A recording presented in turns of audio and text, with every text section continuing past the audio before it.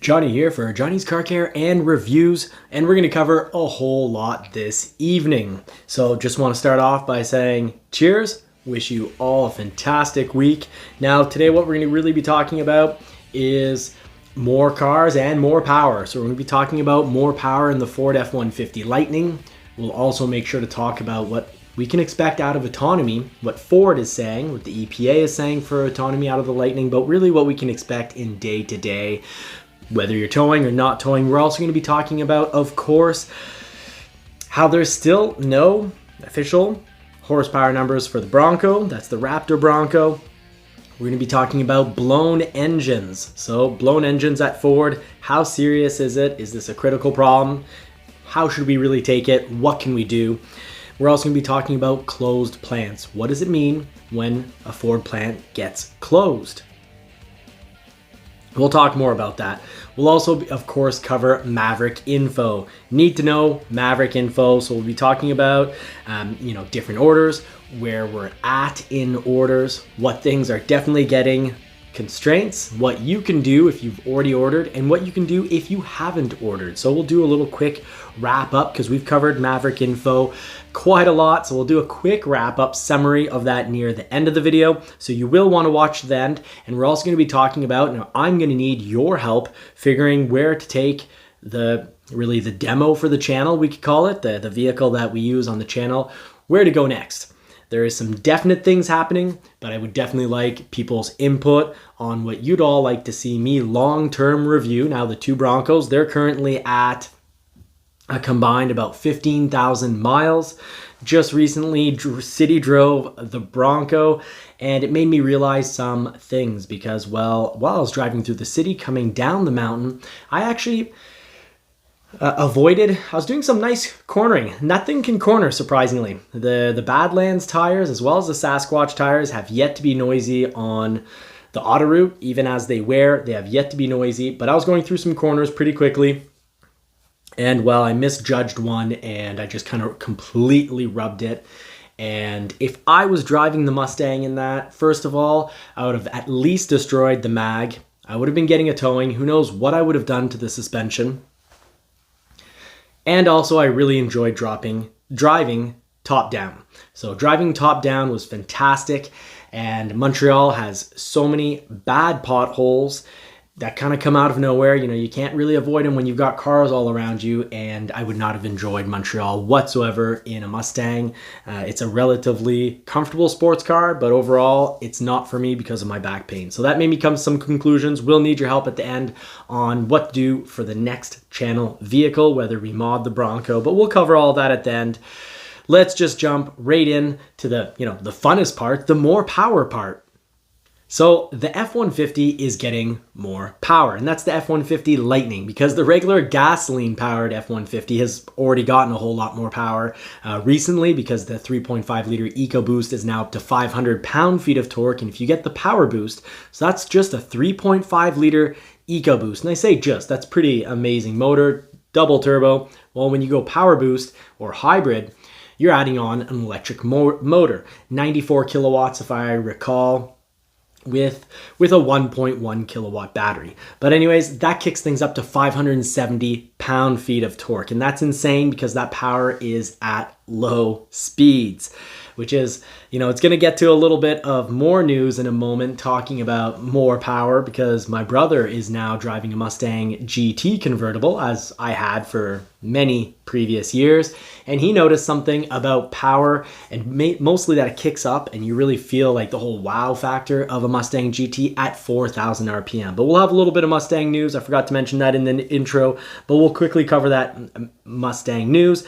But the real news here that I want to cover right now is the Lightning. So the Lightning's getting a power boost. We were originally expecting 426 horsepower out of the standard battery, and now we're expecting 452 horsepower. So that's 26 extra horsepower. And well, we've got more news for the big battery. It's not quite as exciting, but it is very good news.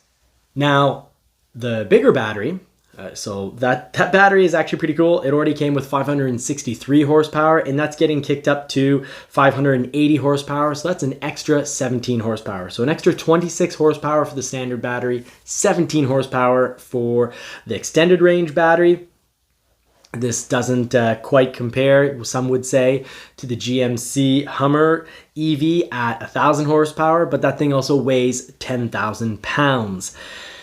Which brings me to a really important point. What can we expect out of the Lightning? Well, from the standard battery, we can expect 230 miles. So that's up a little bit from what some people were originally expecting. So 230 miles, and the extended range battery, 320 miles. Now, there is speculation that that has actually been calculated with some weight in the box, possibly 1,000 pounds. Either way, if we look at the Mach E, if we look at other Ford products and how they've calculated EV autonomy, I'd say probably in regards to miles, if you drive really carefully on the standard range battery, I would expect about maybe as much as 300 miles. And 320 miles, the extended range battery, well, you could probably get about an extra 60, 70 miles out of that battery as well. Now, of course, that's ideal conditions. So that means you're not cranking up the air conditioning all the way while cranking it down because you're getting colder, or in the winter, cranking the heat all the way up. And speaking of in the winter, we can really expect to, in horrible conditions, the coldest conditions you'll see in northern United States or in Canada, you can almost cut that autonomy in half. And this brings me to the Lightning. Now, the Lightning, we still don't know what it's going to be like when it tows. Well, one thing we do know is, if you're getting 230 miles, you can almost cut that in half if you're in extreme winter conditions. And I think for towing, it's pretty safe to say that if the Lightning weighs 7,000 pounds and you're towing 7,000 pounds and there is no wind resistance on what you're pulling, you could cut your autonomy in half. But if you're already driving in the winter and you're towing, well, then you can really expect towing autonomy. Like, I'd just say, don't get the Lightning thinking that the advertised autonomy you'll get when you're towing, or you're going to get in the winter, or if you drive it in 30 degrees Celsius weather and hotter, and you've got the AC cranked all the way up, the sound system cranked all the way up, and every electrical device possibly plugged in, you're also definitely going to get reduced autonomy. But reduced autonomy is mostly only a major issue under very cold conditions. So, I dropped the word Mustang. I said we'd talk about the Mustang just recently. There have been different execs talking about the new Mustang that's coming out, and one thing that really interested me is how they said that they thought that the Mustang would be, obviously, it wasn't they think, it was very clearly stated, the Mustang would be a more performance-oriented machine if it had the 3.5 liter EcoBoost twin turbo. Now, my brother just got a GT, and he noticed the whole wow factor of the Mustang is over 4,000 RPM. Well, that's typical of a V8 engine, or lower if it's a pushrod, lower RPM if it's a pushrod engine. But then pushrod engines don't always have as high of an RPM band as the Mustang GT, which is playing around 7,600 RPM that you can take it up to, which is pretty awesome. It sounds incredible at all times. My brother was actually asking a question that I think a lot of us ask. Would we still love the Mustang with a 3.5 liter EcoBoost? Well, apparently Ford says that they're keeping around the V8, so you don't have to worry about the V8 disappearing just yet, because they know that's what their client base wants. But I think it would be really cool to have an option of a 3.5 liter EcoBoost. Remember, that is the engine from the Ford GT, or even a 2.7 liter EcoBoost with some tuning could be extremely fast. But I'm not so much worried about top speed. The Mustang GT is extremely fast, but that's at high RPM. Essentially, you need to really be breaking the law to really, exploit the machine and really take it into its comfort zone, which is going to be the zone in which you're really impressed at. I've had all sorts of V8 Mustangs, but I still have a soft spot for the 2.3 liter Mustang that I had. So nice inline 4. It's a 4-cylinder, it's inline, super well balanced, super reliable, and really none of that. I don't keep machines long enough for that to be all that important for my purchasing decision, but what's really important to me is low end torque, because I don't want to break the law. I just like to accelerate, and I like to accelerate up to the speed limit and have a whole lot of fun doing it. Whereas the Mustang GT is more specialized at, blowing your socks off and blowing the doors off above 4,000 RPM. So that's just food for thought. Who knows? Maybe we'll see that down the road. But my brother, incredible. I was even surprised that he has driven his Mustang hard, because I got in today to go through some options with him, and I couldn't believe it. He was at 9 liters per 100 kilometers. I'll have to work that out. I'll translate that at the bottom, but that's probably like about 25 miles per gallon. So incredible fuel economy. Now, this will appear like huge news to some because, big, bold headlines, blown engines at Ford. Let's dive into this and really talk about it. The 2.7 liter engine has been, on different forums, there's been a lot of talk. There's been some frustration. Of course, when you have a blown engine forum, you're going to get the impression that there's a whole lot of these, because everyone in that forum is pretty upset and they all have a blown engine. So how the brain naturally works is you think, wow, look at all these people. This must be a huge problem. And of course, a blown engine, when it happens to you, it is obviously, I'm not trying to underscore this, it is obviously a huge problem, especially when you've waited months and months, and maybe even playing around years, you could say, for your Bronco. If the engine blows low miles, because what has been going on has been happening under 10,000 miles, a lot of them only in the first few thousand miles, we can take this as, the end of the world. And you'd be surprised, but blown engines happen, and transmissions and all sorts of mechanical failure happen at every manufacturer. The two things that are important to really know to judge how frustrated we should be, and really for me, how I look at it is I want to know what's the percentage, how many, and so far it looks like it's 46 blown engines. And the 2.7 liter, some people will read that and say, oh, well, the 2.7 liter is a bad engine then.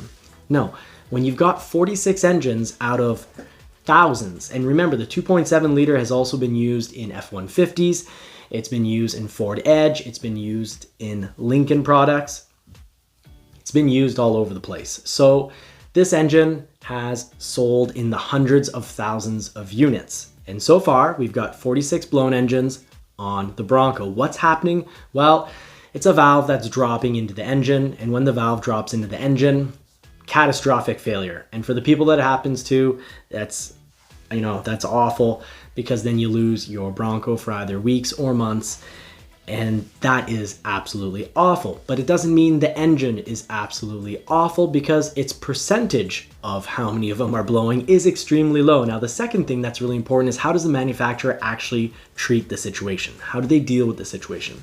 I can think of what I would think is historically famous, but going back to the Porsche 911 when they came out with the new model in 1999, I remember reading about this one case of a gentleman, basically in his 80s, and around 15,000 miles, he had a blown engine, but he was told by the manufacturer, it must be how you're driving it. You're driving it too hard. You're abusing it. You're not driving it properly.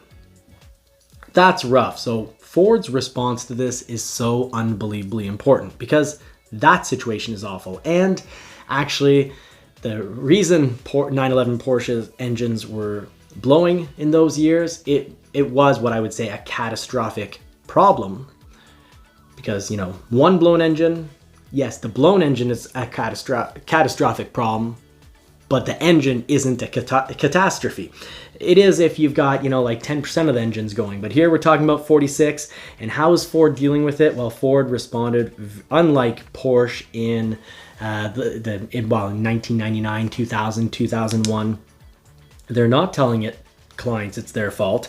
They made it very clear, because the drive.com contacted them and asked for a statement, and quote, "We are aware of a select number of engines with this concern, and we are investigating if any customers are experiencing issues. They will be covered under the vehicle's 5-year, 60,000 mile powertrain warranty.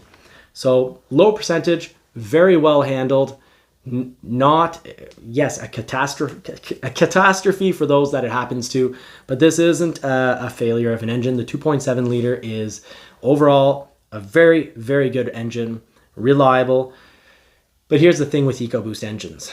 You need to be responsible. And one thing I can really say is I can recommend getting synthetic oil for all EcoBoost engines, and make sure you use a top quality oil filter. Use the one that Ford suggests. You don't want to go with your 5-minute oil change that throws on a very low quality, inexpensive fuel filter, and then you figure, wow, I just saved $30 on my oil change. I am totally winning. Because, well, that's like being a sprinter in a marathon race. When you're running a marathon race, it doesn't matter how fast you are in the first 100 meters. Nobody cares if you're up front. Good for you. But if you walk out of the race, or you walk the rest of the race, you failed. So that's all I've got to say on that. Let's move on to the next subject. Really important. It's easy in the news. I really want to cover the news. Let's share our thoughts on the news. And sometimes people get worried when they see that, Ford plants have closed. And sometimes people will assume wow, over the course of 2 weeks, over the course of a model year of production, if the plant closes for 2 weeks, wow, that must have a huge effect, because Ford builds so many, for example, F150s per day times 14. Wow, that must be a catastrophe. No, it creates about 2 weeks of delays. So just keep that in mind. So here's the news. The Mach E factory closed this past weekend, and so did the Transit factory. And it only affected Transit production, because remember, the Transit is made in the Kansas City plant, which also makes the F-150. So it's easy if you've got an F-150 on order to worry oh my goodness, they're closing the plant. Plant closures are temporary, and they close for 2 days. Well, it affects about 2 days of production. So not the end of the world. You got the Mach E over the weekend. Factory is closed. You've got the Transit. It will make it so that they make less in the year. But if you're waiting on one, well, you're not looking at huge delays because of that. But speaking of delays, the Mach E, the reason it was closed isn't because of microchips. That was for the Transit. The Transit was factory and its production stopped. Sorry, not the whole factory, but Transit production stopped over the weekend because of microchips, according to Ford. And the Mach E was according to supplies.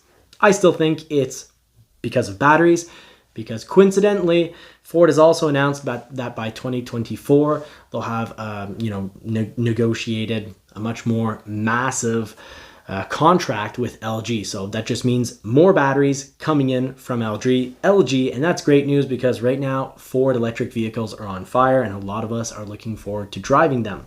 But if you're looking to drive them because you think you're going to save a ton of money, well, electric vehicles cost more. And of course, you're going to spend a lot less on gas, but if you take in and you factor in the fact that they cost much more, you really got to be buying them because you really you're willing to pay more. Let's say the Lightning, for example. The Lightning is quite a bit more expensive than a regular gasoline-powered F-150, and the Power Boost is a fantastic engine option. But there's reasons to love the Lightning. 776 pound-feet of torque instantly on either the standard range battery or the premium battery. Thank you, Ford, for not, forcing us power-hungry people. Thanks for not forcing us into the more expensive extended range battery. But you've got to love them for their instant torque, their power, the lifestyle, I guess, that it can bring, the fun, the true fun and incredible handling of these vehicles. Those are reasons to buy the electric vehicle. If you think that over at the end of the month, you're going to be saving money, well, that's only true if you do an incredible amount of miles or kilometers per month. Now, speaking of incredible drives, I drove the Bronco in the city, and I know that some people, I even saw one parked in front of a huge mansion, a nice 2-door white Bronco with Sasquatch package. And I know some people would say, well, that's just silly. That's only going to get used as a mall crawler. I just want to point out the fact that I don't agree with this. In the city, A Bronco can be a fantastic machine. Yes, when I was in traffic, I was burning up a whole lot of gas, but had I gone to Montreal in my Mustang, I would have definitely hurt my back on the bumps and not enjoyed my day. And really any sports car, these holes are serious. The roads are horrible. I have no idea how anyone chooses to pay money to own, a Ferrari or a Lamborghini or a Maserati or anything low to the ground that doesn't have a very comfortable suspension that's great at absorbing bumps, aka the Bronco. I don't know how they get by living in the city. It's wild. But anyways, I would have destroyed a mag and probably a whole lot more because there's some nice bendies going downhill. And well, maybe because I was so high up, or on a Mustang, the hood's so long and beautiful, I'm sure I wouldn't have seen it either way. But my Bronco tire completely ate the sidewalk. It rubbed it for a while, puffed up on it, and then rubbed it a little bit longer. And most people in the vehicle went, actually, one person asked me, did we hit something? And other people were like, yeah, we went over the sidewalk. Wow, can't believe we barely even felt that. So the tire was all scratched up. The experience was great. We did that top down. This time we actually strapped down our top, and when putting it back up, well, we didn't have trouble because we did keep in mind that when you're putting the top back on the driver's side, there's a little gray latch that says lift. We'll press that down and then lift from below the latch, not on the angled piece. If you try to do that piece first on the angled piece, your top's not going back on. You really got to press down the little lever in the back, and then you lift from the bar underneath it. But anyways, fantastic time in the Bronco, which leads me to really wonder what's going to be the channel's next vehicle. I've ordered a Lightning, but now it looks like, the garage has wanted to put other clients ahead. It looks like I'd be getting mine about a year after it's already been released. And the payments are the payments of the Lightning that interest me are the payments of a Bronco Raptor. So I'm wondering who on the channel here would really find, if you can throw comments down, what's better for the next vehicle, a Raptor, Bronco Raptor, or a Lightning. Either way, I'm buying back my MR2, which I sold back in 2013. It's a 1991 or 3 because I've had both and I can't remember which one's which. But anyways, it's either a 1991 or 1993 Toyota MR2 Turbo T-Top with a body kit, because that's what I did back in those years, because I bought that back in about 2006 and I kept it till about 2013. So the vehicle I've owned the longest is that car, and now I'm buying it back. So if there's any interest in seeing, really modification videos, a build series on the Toyota MR2, let me know, because I'd love to do those videos. Now, City Bronco totally makes sense. Should I get a Raptor, you could say? Or what model of Bronco do I get for the channel? Do I just go Wild Track, or do I go with a Badlands with Sasquatch? Would love everyone's opinion. Now, to wrap this all up, I did promise Ford Maverick info, so here we go. A recap, really, of the last, well, we're basically going to be covering the last, 7, 8, 9 months. Ford Maverick, let's talk about what's going on locally.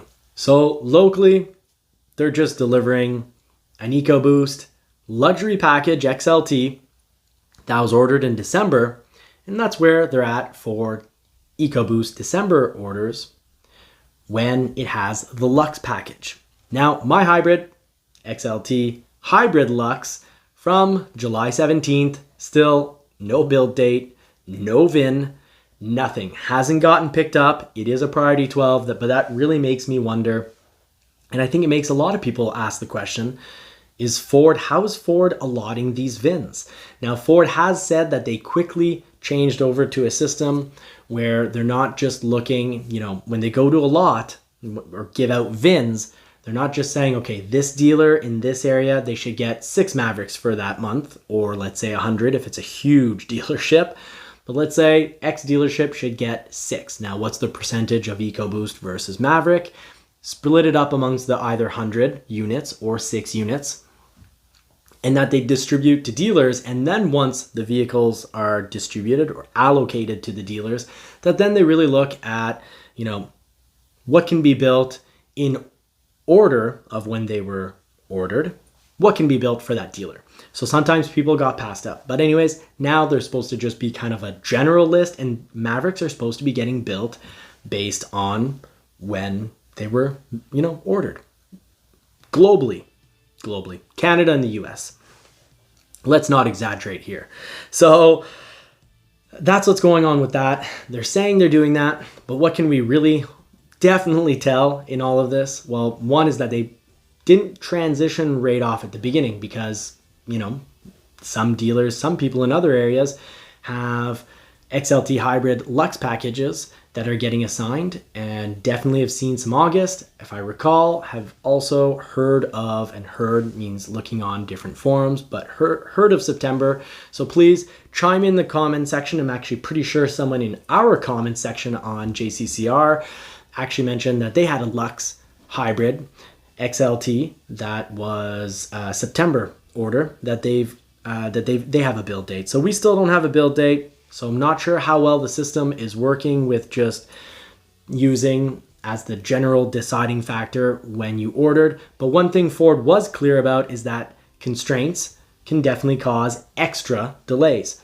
So the Lux package, obviously a major constraint, and that's why, other than the Lux package, we've got nothing on our order. And we've actually been passed by an XLT hybrid Lux that was ordered later, mid-September. So a couple months later, they've passed us. So I'm not sure when they transitioned over, but here's a quick list. Any part you can order from your parts department or online, however you want to order it. I like to do business with the parts department. They know what they're talking about at a Ford dealership at the parts department. So that's where I get my parts. But anywho, anything you can get from them and not from the factory, do it that way, because every time it's, you could say, your potential turn, well, the system, when it gets to your turn, goes, do we have everything to build for, Mr. Smith? And if the answer is no, well, then they go to a vehicle behind Mr. Smith. And it used to be that it would go behind at the dealership. Now, apparently, it's just a global list, and they're going by date. We'll keep following that story. That if you can avoid Lux, if you can avoid Copilot, now Copilot is a fantastic safety feature, and I love it. But I also believe in just, being aware and paying attention when you drive. Of course, that can not always be possible, but it definitely helps to never touch your phone. Don't have it anywhere visible in the vehicle so it can't distract you. But if you don't have Copilot and you do not have Lux package, those are definite ways to get built sooner. Spray and bed liner, avoid that. And of course, that's something your dealer can install for you, or you can do aftermarket once the Maverick actually does show up. So try to keep accessories to a bare minimum. Copilot slowing things down, Lux is slowing things down, and I've personally seen, Ford hasn't talked about it, but I've personally seen an order that was at the very beginning, day one, and that was absolutely slowed down, and all it had was XLT, all-wheel drive EcoBoost with 4K. 4K was the only thing on this vehicle, and it got totally, unbelievably delayed because that got delivered back in, it showed up about mid-March.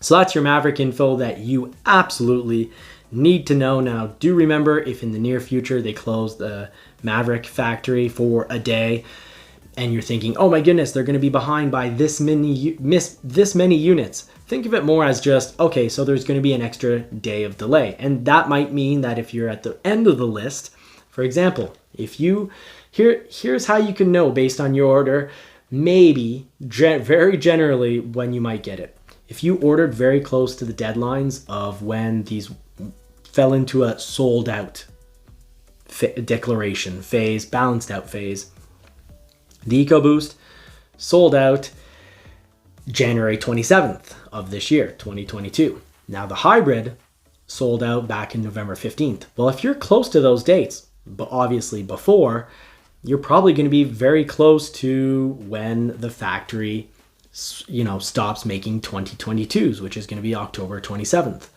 Or just before, October 27th, or maybe a few days before, because that's still, fluid. It can still move around. And obviously, if you're after those dates, well, you're almost certainly getting you're pretty much guaranteed to get a 2023.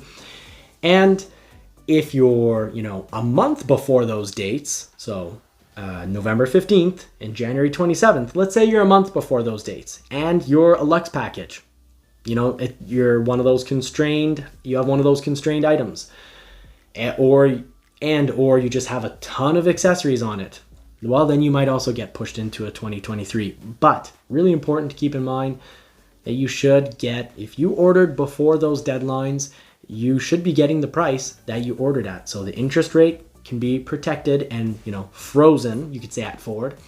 And so can the MSRP, so the suggested retail price. The internet price that you looked up, that's the price you should get. Every Ford dealership can do a claim. Their system, it'll make it look like they're losing all sorts of money because pretty much all Ford models are going up right now.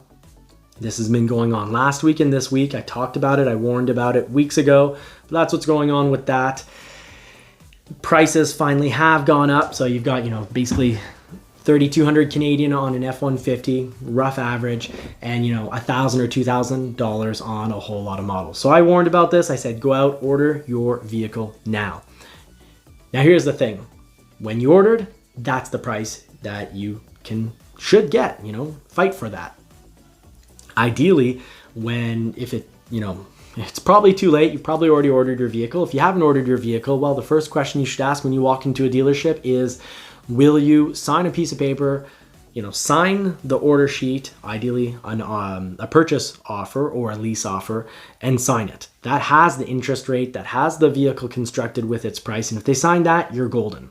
If they don't want to sign that, at least if they sign your order sheet saying we will sell at this current internet price, and they write down the interest rate and whatnot, well, then you're good, pretty decent as well.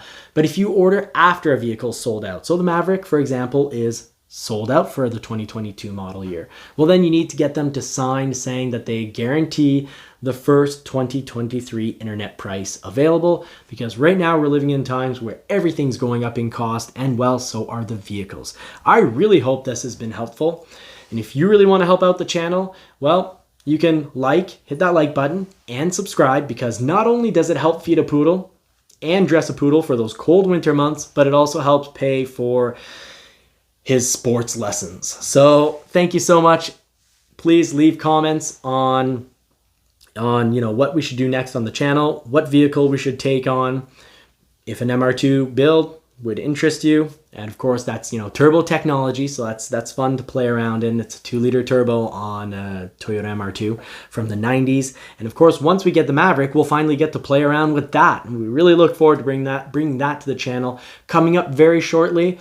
You'll want to subscribe and not miss out, because we will do a full proper review of the Ford Maverick EcoBoost. So that is one 2-liter engine that I do love. I do find it reliable. It is peppy and fun. Not disappointed in it whatsoever, but we will cover most of it. And of course, I have to own something. I have to really drive it for quite some time before doing some highs and lows, or pros and cons, good and bad videos. But I've now gotten out on the 2 Broncos. If you want to check that out, we went over 15,000 miles, and that's why we're able to, I'd say professionally, talk about that. You can't drive something for 20 minutes and say, oh yeah, it was great. My opinion is, set in stone. You got to live with it for a bit. Thank you so much for watching. Take care.